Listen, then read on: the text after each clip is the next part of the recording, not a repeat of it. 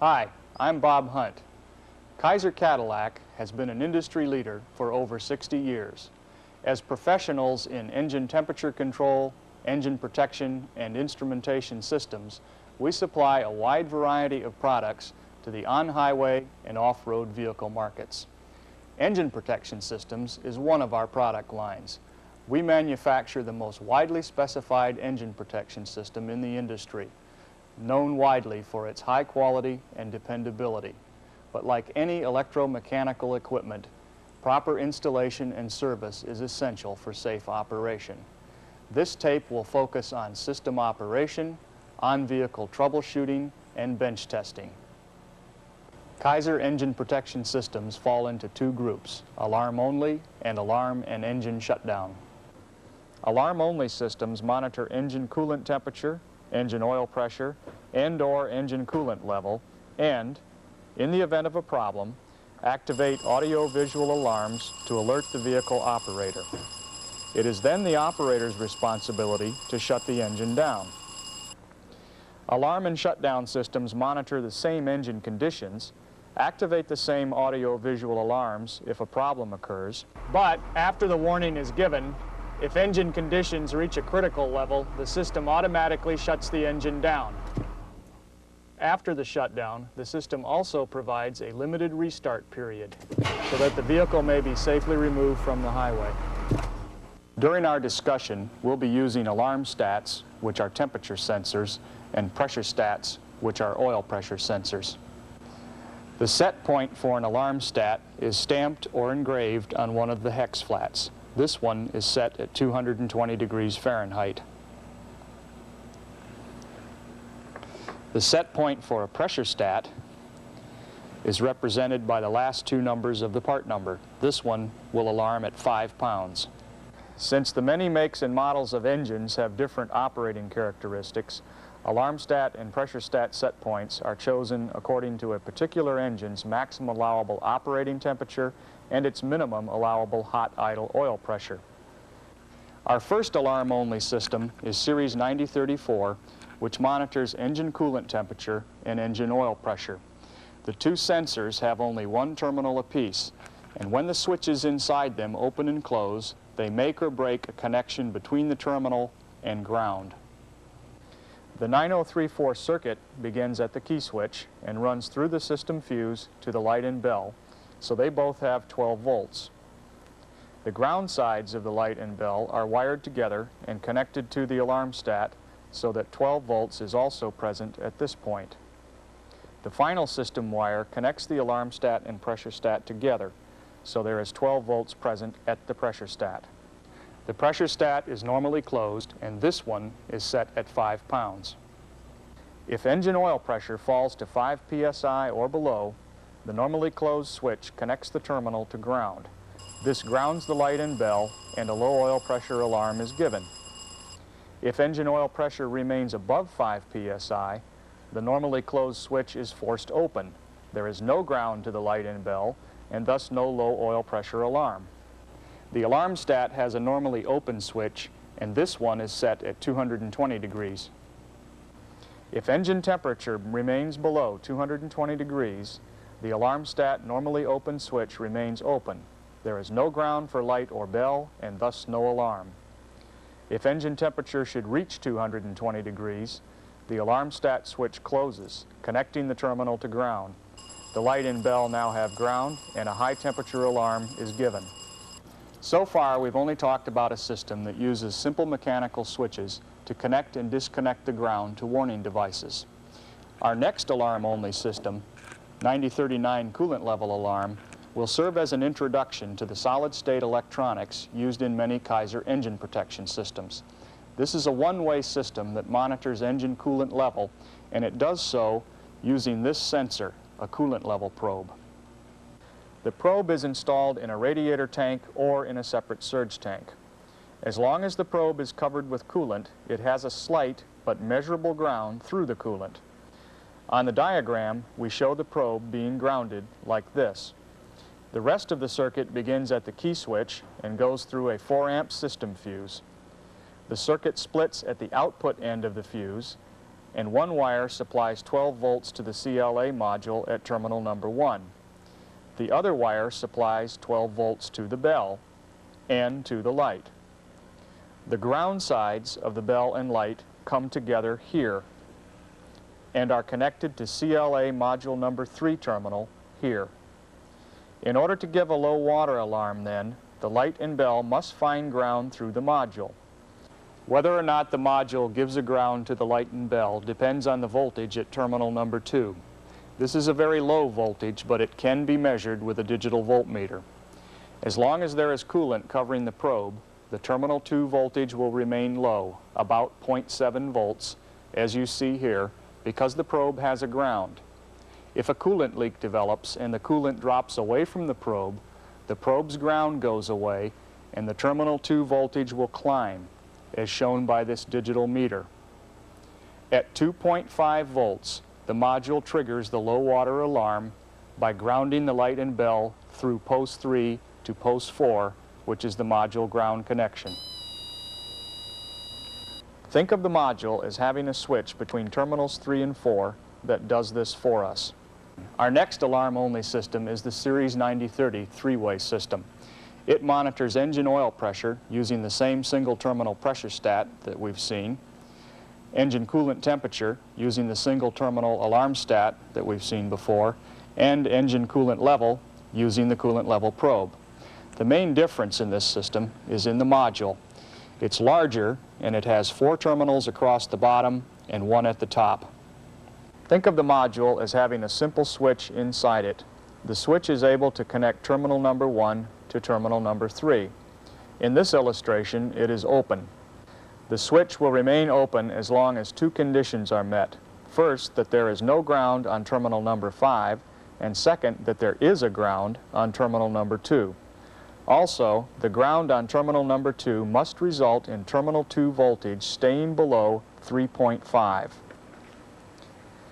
The module is wired into the circuit this way. The key switch 12 volts passes through a 10 amp system fuse and reaches the module at terminal number 1. The switch between terminals 1 and 3 is open right now, so no voltage can reach the light and bell and no alarm takes place. The normally closed pressure stat in this system is set at 6 pounds. If engine oil pressure should fall below 6 pounds, the pressure stat switch closes and connects its terminal to ground. This grounds the wire connected to terminal number 5 and grounds terminal number 5. The switch inside the module closes, voltage reaches the light and bell, and a low oil pressure alarm is given. A similar process takes place for a high temperature alarm. The alarm stat in this system is normally open and is set at 210 degrees. If engine temperature reaches 210 degrees, the normally open alarm stat switch closes and connects its terminal to ground. The ground reaches module terminal number 5 through the wire, and the module switch closes. Voltage reaches the light and bell, and a high temperature alarm is given. A low coolant alarm begins when coolant drops away from the coolant level probe. As coolant drops away, the ground at the probe and at module terminal 2 is lost. As the ground is lost, the voltage at terminal 2 rises. When terminal 2 voltage reaches 3.5, the module triggers the low water alarm, closing the internal switch and giving voltage to the light and bell. A final characteristic of the 9030 system concerns the switch inside the module. It is designed to act as a circuit breaker in the event of an overload and will trip out at about 1.5 amps. We can fool the switch into tripping out by purposely shorting post number 3 to the ground terminal with a test light. Notice that the test light went out and will not come back on. In order to reset the breaker, we must first turn the key switch off, remove the overload, turn the key switch on, and the module is reset. We're now going to talk about troubleshooting, and we'll talk about this in 7 areas, starting with the most important and working our way down. The first troubleshooting area, and by far the most important, is when we have either the wrong alarm stat or the wrong pressure stat installed for the engine. This results in either false alarms when nothing's wrong or no alarm when something does go wrong. Remember that the warning temperature of an alarm stat is on one of the hex flats, and the warning pressure of a pressure stat is the last two numbers of the part number. Second troubleshooting area, false low coolant alarms caused by a bad probe location. On the conventional top and bottom tank radiator, the coolant level probe should be located on the center line of the top tank and as close to the bottom of the top tank as possible. Locations that are off-center or too high usually result in false low coolant alarms when going around corners or applying the brakes. When the probe must be located in a separate surge tank, it should be located at the lowest point in the tank. However, stay away from ports where hoses are connected. Third troubleshooting area, pressure stat location. KYSOR publication EP6 instructs you to install the pressure stat in the oil pressure gauge line, preferably in the cab for protection against vibration and corrosion to the terminals. In other words, the pressure stat will give you the best service life if it's remote mounted on this KYSOR bracket or a similar device. Direct mounting of the pressure stat on the engine usually results in oil leaks, false oil pressure alarms, and a short service life. KYSOR strongly recommends against this. Fourth troubleshooting area.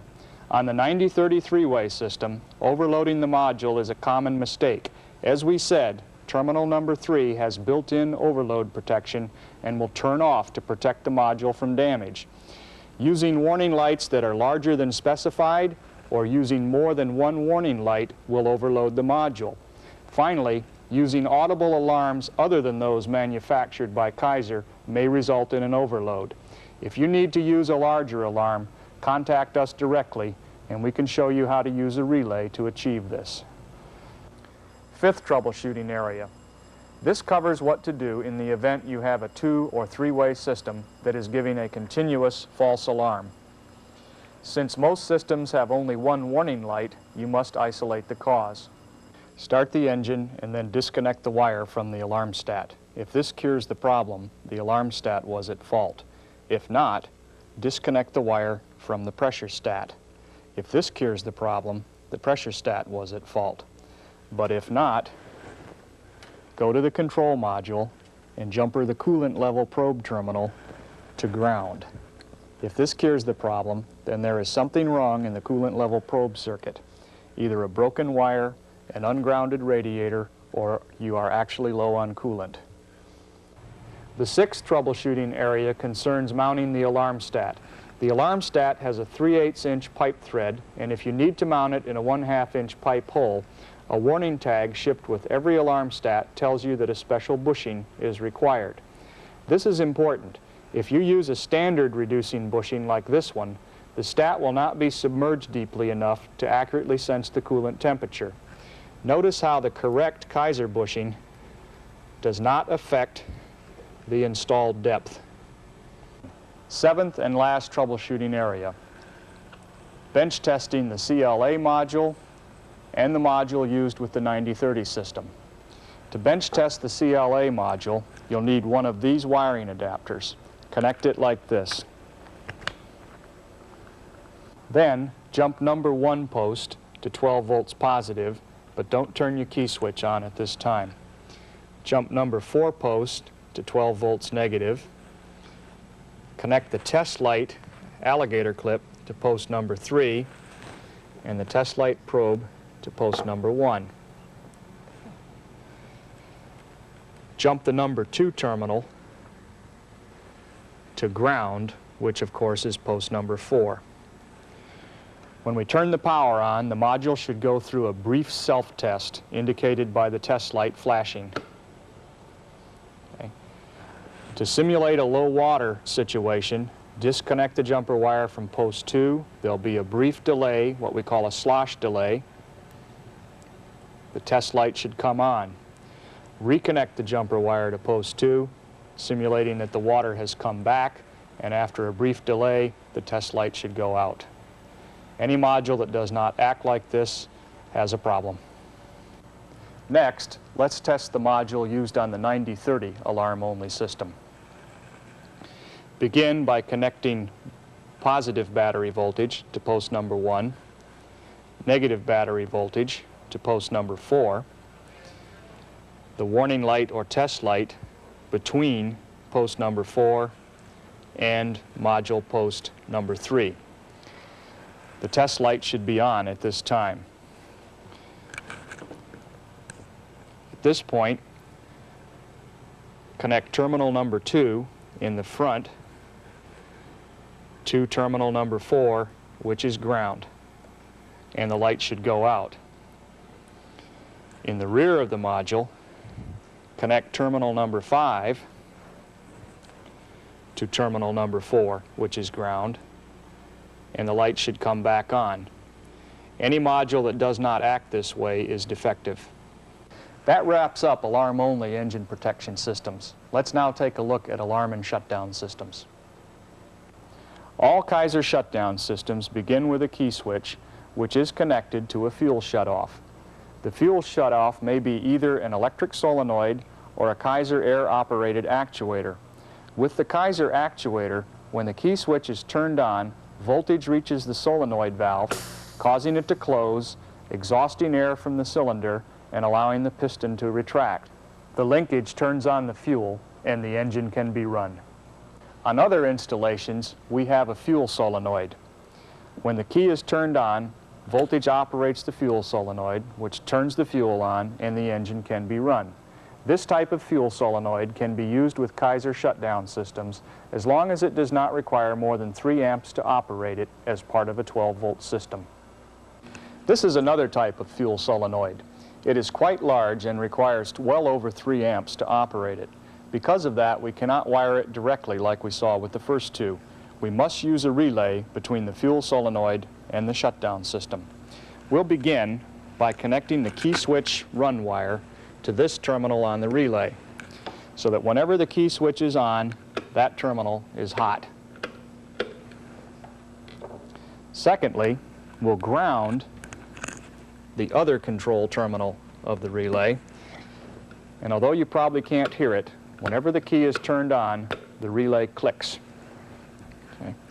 Thirdly, we'll connect a 12-volt battery supply with a 10-gauge wire to the common terminal on the relay.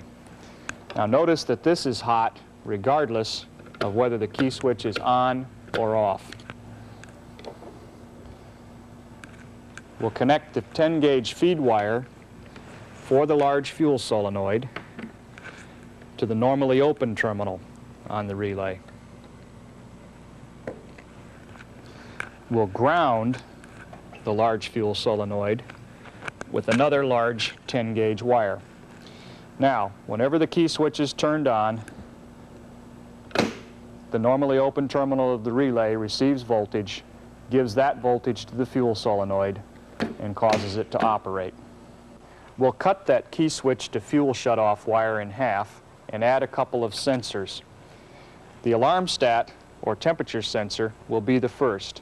The setting on this one is 220 degrees Fahrenheit. That means it will give a high temperature alarm at 214 degrees and shut the engine down at 220 degrees. Electrically, it looks like this, with voltage from the key switch reaching the alarm stat at the C, or common terminal.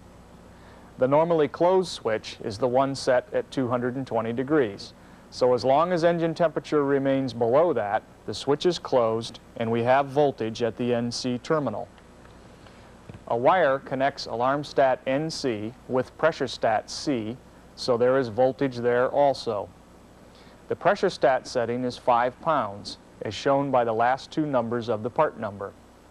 This means that it will give a low oil pressure alarm at 9 pounds and shut the engine down at 5 pounds. As long as oil pressure remains above 5 pounds then, the normally open switch is held closed and we have voltage at the NO terminal. This wire connects the pressure stat NO terminal with the fuel shutoff. So voltage is present at the shutoff, the fuel is turned on, and the engine is running. This will be the case as long as engine coolant temperature and oil pressure are normal. A closer look at the alarm stat reveals that the normally open switch will stay open as long as engine temperature remains below 214 degrees, and thus there is no voltage at the NO terminal. Now let's imagine that the engine is overheating. As the coolant temperature reaches 214 degrees, the normally open switch closes and voltage reaches the NO terminal. The NO terminal is connected to the alarms, in this case a light and bell, so voltage reaches them and a high temperature alarm is given.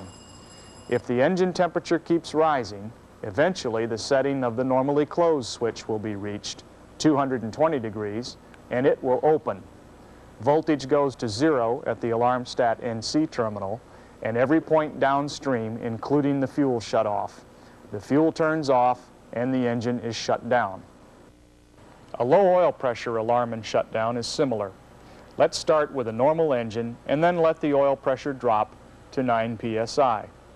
At this pressure, the normally closed switch in the pressure stat will close, and voltage reaches the NC terminal. The pressure stat NC terminal is connected to the light and bell, so voltage reaches them and a low oil pressure alarm is given. As engine oil pressure continues to fall, the 5-pound setting of the normally open switch is reached and it opens. Voltage drops to 0 at the NO terminal and at every point downstream, including the fuel shutoff. The engine is shut down. What we have seen so far represents a complete two-way alarm and shutdown system, except for one very important item, a means of overriding the shutdown. An override will be necessary every time the engine is to be started, because a stopped engine is the definition of a low oil pressure alarm and shutdown. In the system we've been looking at, the 9-pound alarm switch is closed, the 5-pound run switch is open, the alarms are on, and the fuel is turned off. The simplest override is of the manual variety, and when we add this manual push-button override to the other components, the result is a 9033 alarm and shutdown engine protection system. The override button is connected to the system fuse so that it has voltage when the key switch is turned on. To start the engine, we depress the button, which closes the switch, applying voltage to the override circuit and to the fuel shutoff. The fuel turns on and the engine can be started. After the oil pressure comes up, the button can be released because the pressure stat normally open switch is closed and we no longer need the override circuit. This system, as we mentioned earlier, is referred to as the 9033 manual override two-way alarm and shutdown system. The next system we will discuss is the 9032 automatic override two-way alarm and shutdown system. The only difference between this and the system we just looked at is the override. By removing the manual button and substituting this electronic override module, we convert to a 9032 system. Here's how it looks with the module in the circuit. As shown here, the module has an internal switch between terminal 1 and terminal 3. When the key switch is turned on, terminal 1 gets voltage. When the engine starter is engaged, terminal 2 receives voltage because it is wired into the starter circuit. As soon as voltage comes up on terminal 2, the module switch closes, giving voltage to terminal 3. Terminal 3 is connected to the override circuit, so voltage reaches the fuel shutoff, the fuel turns on, and the engine starts. As the engine begins to run, the operator naturally lets go of the starter switch. The starter disengages, and at the same time, voltage at module terminal 2 drops to 0. When voltage at terminal 2 drops to 0, a 30-second timer begins to run inside the module. The module will keep the switch closed for 30 seconds after the starter is released, for 30 seconds of engine run time. When the 30 seconds runs out, the module will open the switch and disconnect the voltage to the override circuit. But by that time, the oil pressure should be up to normal, the pressure stat normally open switch should be closed. Voltage for the fuel shutoff comes through the alarm stat and pressure stat, so the override isn't needed anyway. After the engine is running, the alarm and shutdown functions of 9032 are identical to 9033. The same alarm stat and pressure stat circuit is used, so the only real difference is in how the engine is started. Let's turn now to the third alarm and shutdown engine protection system, the Series 9031 three-way. 9031 has a feature not found on 9032 or 9033, low coolant level alarm and shutdown. To accomplish this, 9031 uses the same coolant level probe that we saw when we were looking at alarm-only engine protection systems. The system begins at module terminal number 4, where the key switch circuit is connected. When the key is on, terminal 4 has voltage, and so does the pressure stat C terminal, as shown here. The module has an internal switch that can connect terminal 4 to terminal 3. Since terminal 3 has the fuel shutoff wire, when the switch is closed, the fuel will be on and the engine can run. We will call this the run switch. When it comes to starting the engine, we can operate the run switch the same way we did with the 9032 system. Engaging the starter causes voltage to come up on terminal 2. Voltage on terminal 2 causes the run switch to close and turn on the fuel. As the engine begins to run, releasing the starter causes terminal 2 voltage to drop to 0. As with the 9032 system, this causes a 30-second timer to begin running. During that 30 seconds, the module will be looking to see if engine temperature, oil pressure, and coolant level are all normal. If one of them is not, then the run switch will open after 30 seconds and the engine will be shut down. Let's now discuss what it is that the module is looking for that tells it that the engine is okay. First of all, the module will assume that engine oil pressure and temperature are okay if voltage appears on terminal 1. Second, the module will assume that coolant level is okay if there is a ground at terminal number 6. The ground at terminal 6 must be sufficient to keep voltage below 3.5 as shown here. Let's take a closer look at terminals 1 and 6 then, since they are so important. We get voltage to terminal 1 by using an alarm stat and pressure stat circuit. The pressure stat has voltage at the C terminal from the key switch. When engine oil pressure comes up, the normally open switch closes and we have voltage at the NO terminal, which travels to the alarm stat C terminal, through the normally closed alarm stat switch to the NC terminal, and from there to the number 1 terminal on the module. The module now assumes that oil pressure and temperature are okay. For coolant level, module terminal 6 is looking for a ground. It finds that ground through the wire to the coolant level probe and into the engine coolant. In this case, the ground is good enough to keep terminal 6 voltage below 3.5, and the module interprets this as coolant level okay. A complete system looks like this with a normal engine. Since oil pressure and temperature are okay, the pressure stat and alarm stat switches are closed, and voltage goes through them to module terminal 1. Voltage at terminal 1 means good oil pressure and good temperature. Since coolant level is okay, module terminal 6 finds a ground through the probe into the coolant, and terminal 6 voltage stays below 3.5 volts. Less than 3.5 volts at terminal 6 means good coolant level.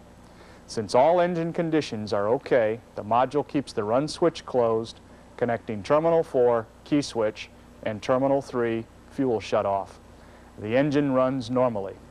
Let's examine system behavior in the event of an engine problem, starting with oil pressure. The system we've been looking at has a -10 pressure stat.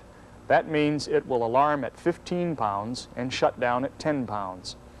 If oil pressure falls, the pressure stat NC switch will close at 15 pounds, giving voltage to the light and bell and causing a low oil pressure alarm. This is no different than what we saw with 9033 and 9032. If oil pressure continues to fall, the pressure stat NO switch will open at 10 pounds. This removes voltage from module terminal 1. As voltage vanishes from terminal 1, the module instantly opens the run switch, disconnecting voltage from the fuel shutoff and causing a shutdown. The process is similar if the engine should overheat. The alarm stat we're using alarms at 214 degrees and shuts down at 220. As engine temperature reaches 214, the alarm stat NO switch closes, giving voltage to the light and bell and causing an overheat alarm. Again, this is identical to the 9033 and 9032 systems. If temperature continues to rise, the alarm stat NC switch will open at 220 degrees. This removes voltage from module terminal 1. As voltage vanishes from terminal 1, the module instantly opens the run switch, disconnecting voltage from the fuel shutoff and causing a shutdown.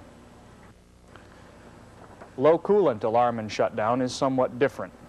As coolant leaks from the system, the ground at the coolant level probe goes away and the voltage within the coolant level circuit begins to climb. When the voltage at module terminal 6 reaches 3.5, the low water warning switch closes, connecting terminal 4 to terminal 5. Terminal 5 is connected to the light and bell, so voltage reaches them and a low coolant alarm is given. This situation will continue for about 30 seconds.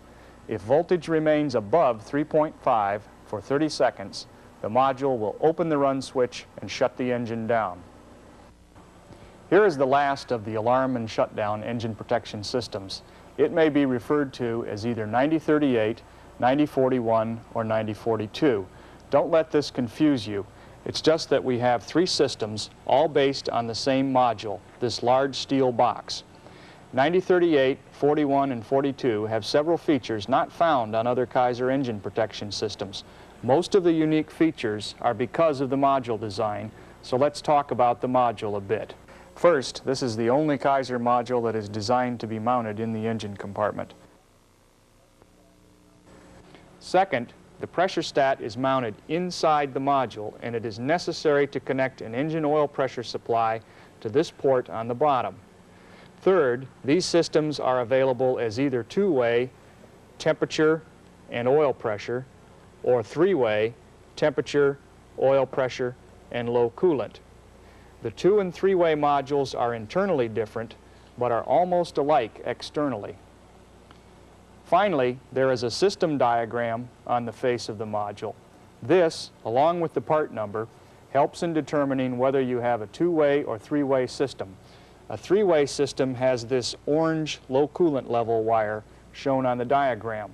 On a 2-way system, this will not be shown, and there is a blank spot on the connector at that point. Before we get into system operation, let's talk about the differences between 9038, 41, and 42. 9038 is in a class by itself. These are custom designed kits intended for specific vehicle models with specific engines. This brochure, KYSOR Publication EP4, lists the various kits. Each kit has a complete color-coded harness, the necessary items to plumb oil pressure to the module, and all the other hardware needed for the installation. 9038 may be 2-way or 3-way as desired. 9041 and 42, on the other hand, are more basic versions of the system. 9042 is the 2-way system, and the kit contains the module, the alarm stat, and the warning device. 9041 is the 3-way version, and its kit also contains the low coolant probe, and of course the 3-way version of the module. Neither 9042 nor 9041 contains the harness or the installation hardware. These must be supplied by the installer. Let's begin our discussion of system function with a look at the 2-way versions.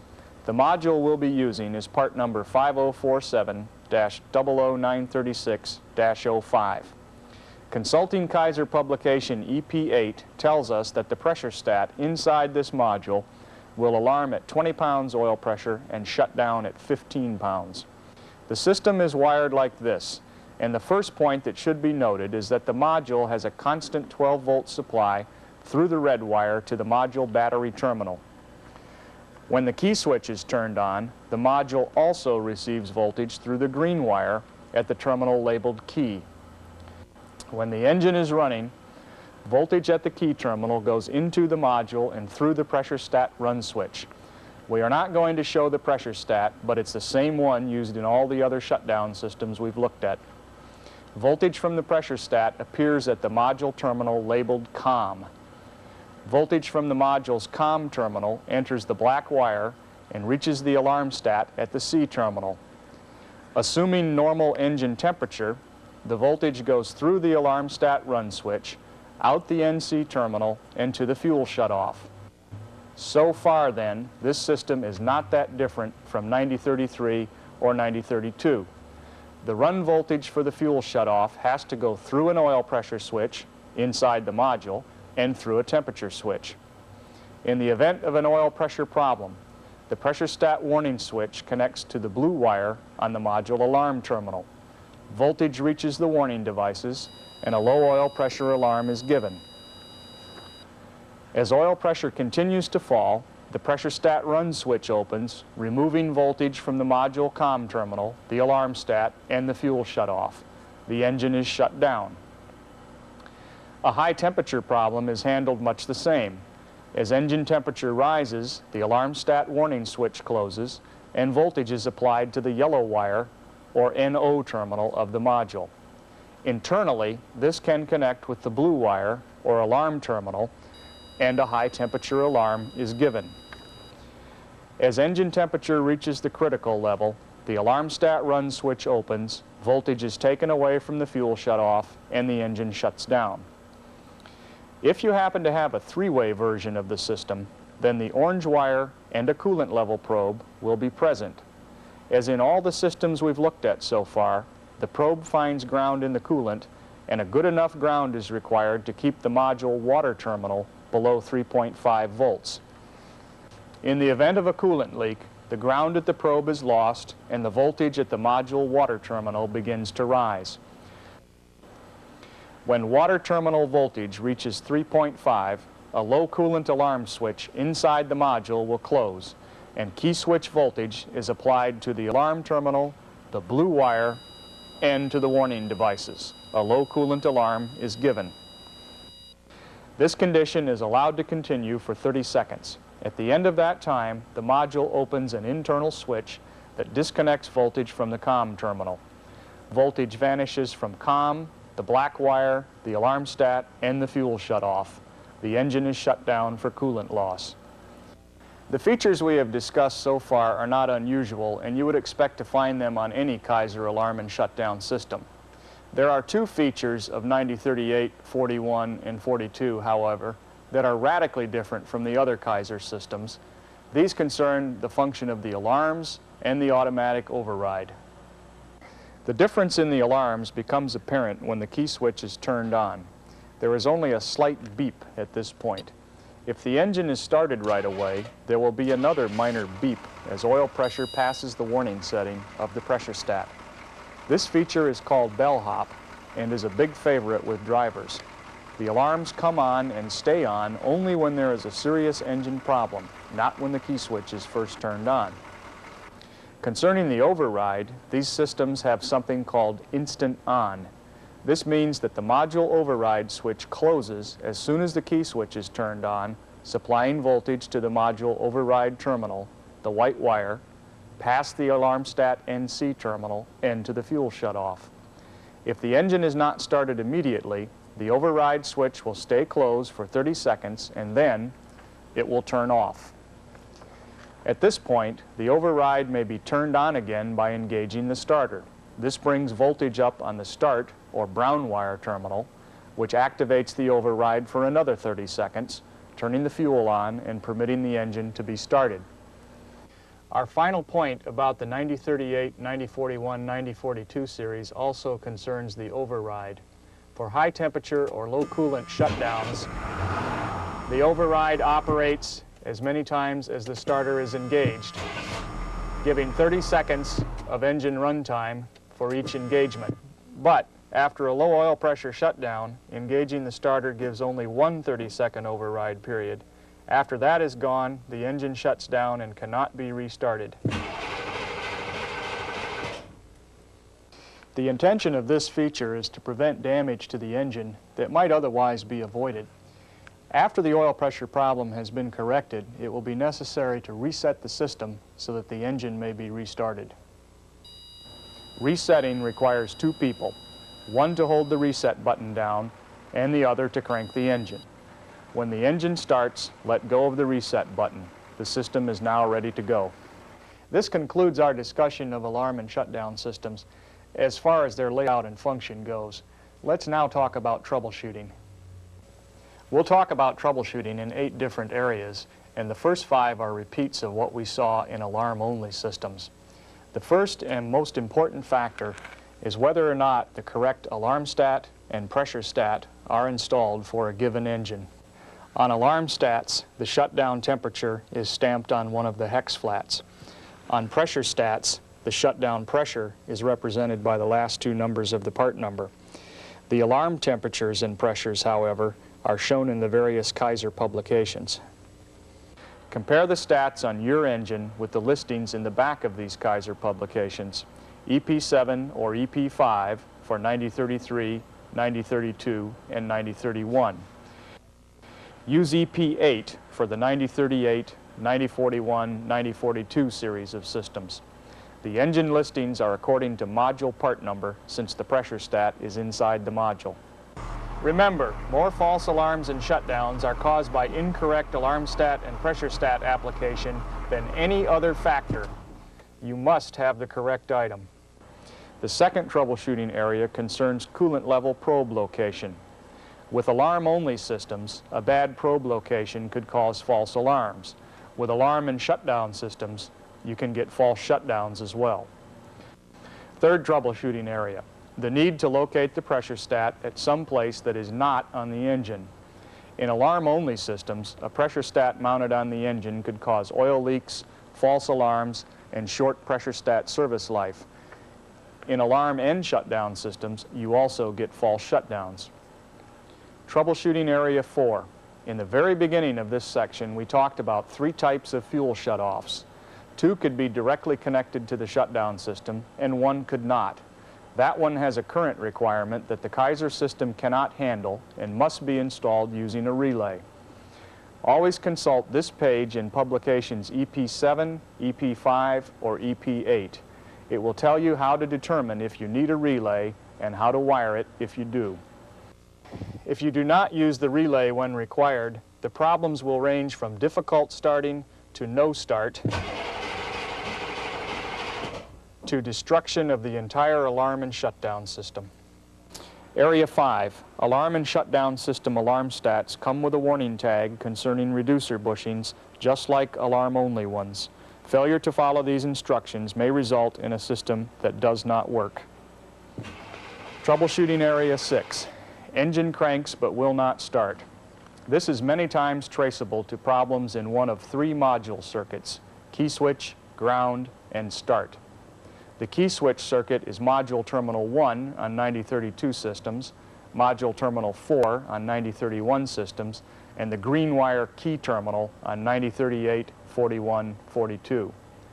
In all cases, the key switch circuit should act like this: 0 volts with the key off, 12 or so volts with the key on, and not less than 9 volts during 10 or 15 seconds of engine cranking.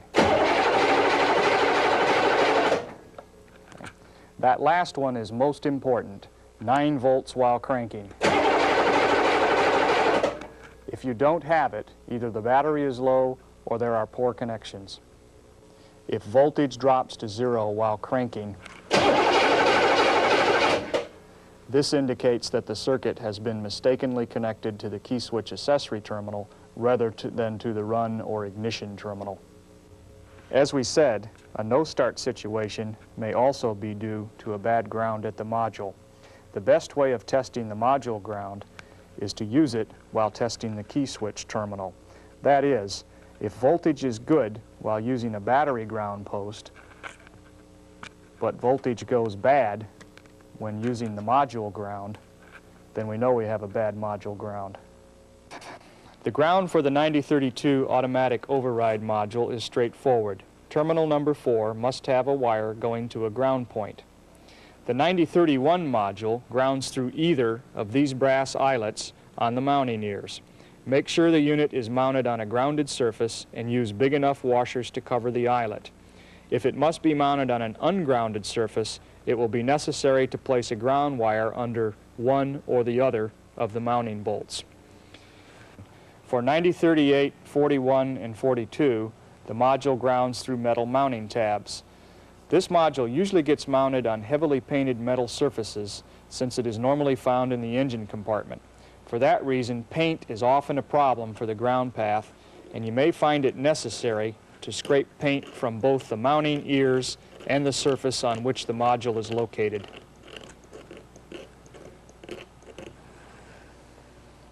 Finally, under no start problems, we want to take a look at the cranking circuit input. This takes place at module terminal 2 for both 9032 and 9031 systems. For the 9038, 41, 42, this takes place at the brown wire or start terminal on the module.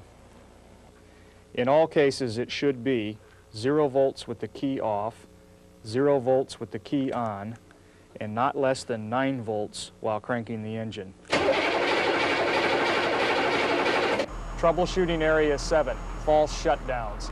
These are defined as any time the system shuts the engine down without first sounding the alarm. False shutdown is almost always due to a loose connection somewhere. It may be at one of the stats, the module ground, or the fuel shutoff, including the fuel shutoff ground. Physical inspection will usually find most of these problems, but occasionally you'll run into one that defies all attempts to find it. In that case, call KYSOR Technical Service. We'll be glad to help you with it, either over the phone or in person if necessary. Troubleshooting Area 8, module bench testing. This is similar to what we did in alarm-only systems, but this time we need an additional tool, a fuel solenoid to use as a load. Without a load, a module could test good when in fact it has a problem. Let's begin by testing the 9032 system automatic override. Step number 1, connect battery negative to post number 4 on the module and connect your battery positive source to post number 1. Connect the fuel solenoid load to module post number 3. Connect your test light or voltmeter to the fuel solenoid load and make sure both of them are grounded. Turn on the power, and at this point there should be no voltage at the fuel solenoid. Take a final jumper wire, connect it to post number 1, and briefly touch it to post number 2, simulating the start circuit input. The fuel solenoid should turn on, and the test light indicates that voltage has come up at that point. The voltage should remain for 20 to 40 seconds. At the end of that time, it should turn off. If the automatic override acts differently than described here, it has a problem. Next, let's bench test the 9031 alarm and shutdown module. Begin by connecting one of the module mounting ears to ground. Connect your key switch voltage source to terminal number 4. Connect the fuel solenoid test load to terminal number 3. Connect another jumper wire to terminal number 4, but don't connect the other end at this time. Connect a jumper wire between ground at the module ear and terminal number 6. And finally, connect a second test light to module terminal 5 and ground it at the mounting ear.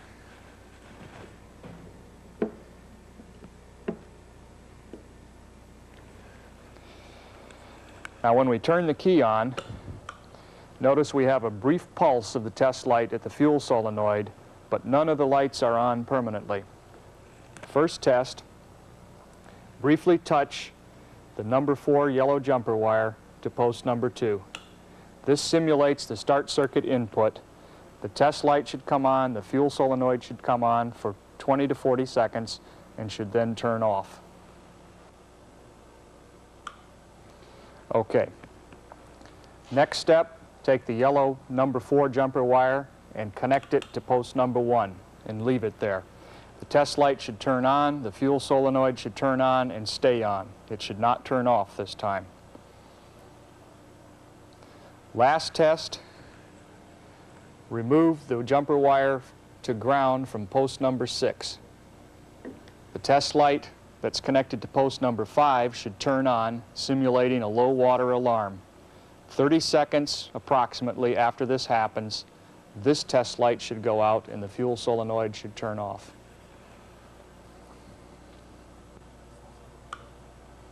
A module that doesn't pass any of these steps has a problem and should be replaced. Finally, let's bench test a 9038, 9041, or 9042 module. We'll need an additional tool this time, a compressed air supply with an adjustable regulator and an accurate air pressure gauge. We'll have to be able to connect the air source to the oil port on the bottom of the module. Begin the test procedure by grounding the mounting tab on one end of the module. If there's any paint on there, make sure it's been scraped off. Then connect the fuel solenoid load wire to the override terminal, which is the 6th one down on the module.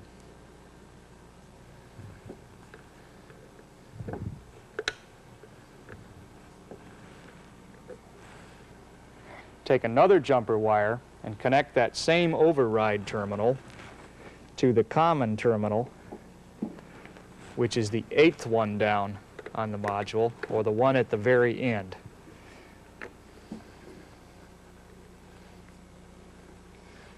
Okay. Take a battery positive wire, in other words, a wire that is hot all the time, and connect it to the battery terminal, which is number 4.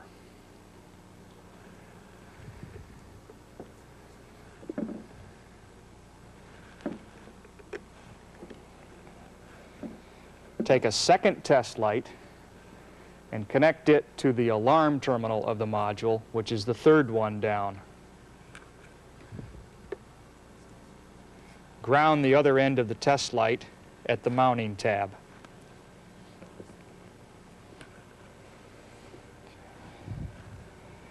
Take another jumper wire to the water terminal on the module if this is a 3-way unit. This is terminal number 5.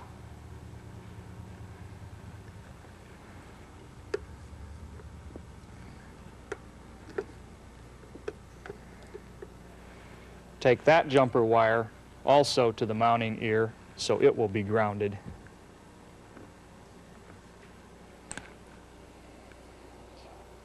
All right, at this point we should have no voltage at the test load fuel solenoid, shown by the fact that the test light is off, and we should have no voltage at this test light, which is simulating the warning light on the shutdown system. Make a final connection, which is a key switch controlled voltage wire, to the key terminal on the module, which is number 2. Okay. Turn the key on, which will bring voltage up on that key terminal. We should see that this test light, the warning test light, stays off, and the fuel solenoid test light comes on, indicating that the module has turned the fuel on. This situation should remain for approximately 20 to 40 seconds. At the end of 20 to 40 seconds, the fuel solenoid test light should go out and the warning test light should come on. Okay, we passed that test. Next, take a final jumper wire, connect it to any convenient voltage source among all these jumper wires, and touch it to the first terminal, which is the start terminal of the module. Notice that the fuel solenoid turns back on, indicated by the test light, but we still have the warning test light on. This condition should remain for approximately 20 to 40 seconds, and then the fuel solenoid and its test light will turn off once again.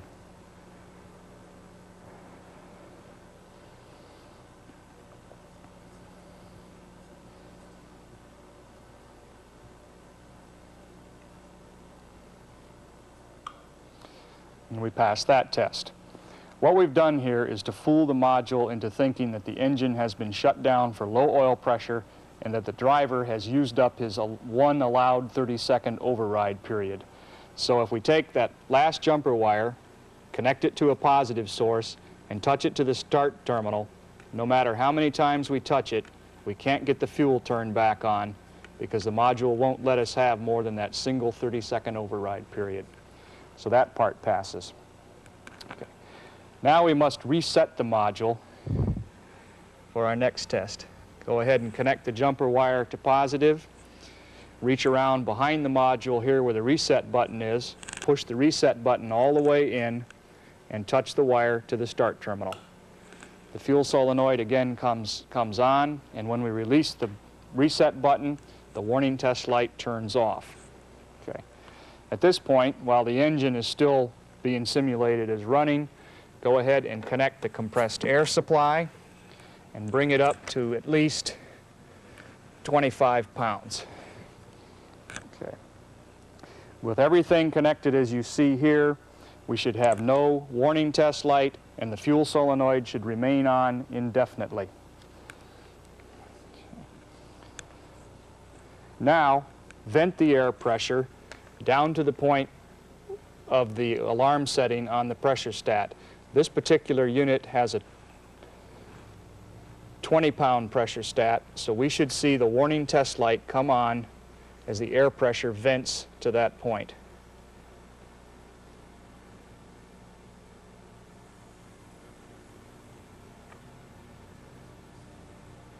And it does.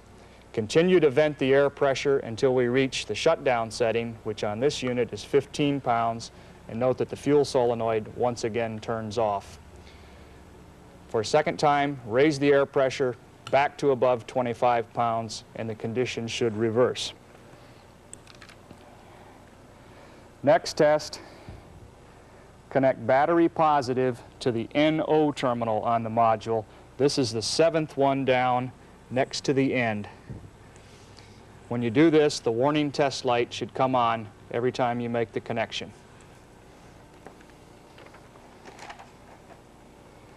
Last test. Disconnect the wire to the water terminal, which is the 5th one down. As soon as you do this, the warning test light should come on, the fuel solenoid test light should remain on for 20 to 40 seconds and then go off. And in this case, the test passes. Any module that does not pass all of these steps has an internal problem and should be replaced. This concludes alarm and shutdown engine protection systems. The KYSOR systems are among the highest quality and most dependable items that you can purchase or specify for your equipment. But like all electrical mechanical systems, they can be dangerous to life, limb, or property if misinstalled or treated carelessly. The necessary information for safe operation is as near as the KYSOR publications or your telephone. If you need help, call the Technical Service Department at 616-779-7528. And by the way, keep them rolling.